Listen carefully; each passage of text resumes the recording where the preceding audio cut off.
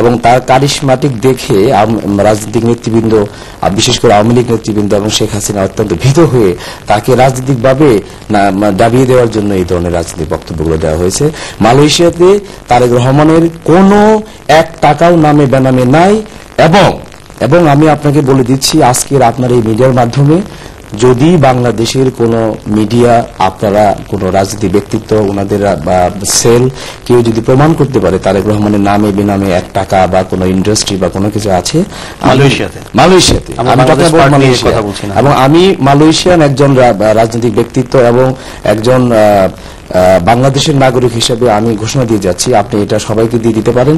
যদি কেউ প্রমাণ করতে পারে, আমি আর রাজনীতি করব না। যদি আরো সিরিয়াসলি কিছু বলতে চান, আমি বাংলাদেশের নাগরিকত্ব কেটে দিতে পারি যদি মালয়েশিয়াতে তার 1 টাকা নামে বেনামে এবং কোন ইন্ডাস্ট্রি থেকে থাকে। এটাই আমার সামারি।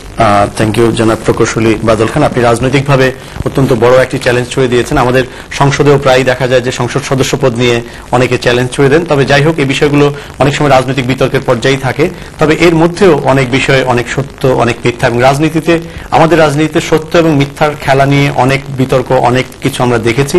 তবে আমরা জানি না এই অভিযোগগুলো শেষ পর্যন্ত কতটুকু প্রমাণ নিয়ে সামনে আসবে। এখন যতগুলো রাজনৈতিক অভিযোগ হচ্ছে তার মধ্যে কতগুলো সত্য, কতগুলো মিথ্যা এবং কতগুলো আধা সত্য, কতগুলো আধা মিথ্যা হিসাবে আসবে।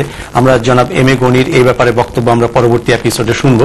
আমি জনাব প্রকৌশলী বাদল খানকে আপনাকে ধন্যবাদ জানাচ্ছি মালয়েশিয়া থেকে আপনার সম্মেলনে আসার সুবাদে এখানে বাংলা টিভিতে সময় দেওয়ার জন্য আপনাকে, এবং একটি গুরুত্বপূর্ণ রাজনৈতিক বিতর্কের এই সেশনে অংশ নেওয়ার জন্য জনাব প্রকৌশলী বাদল খান, আপনাকে ধন্যবাদ।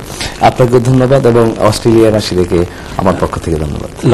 লন্ডনবাসী, ইউরোপের বিভিন্ন, আমি কয়েকদিন আগে অস্ট্রেলিয়া ছিলাম, Asia Pacific. Thank you very much.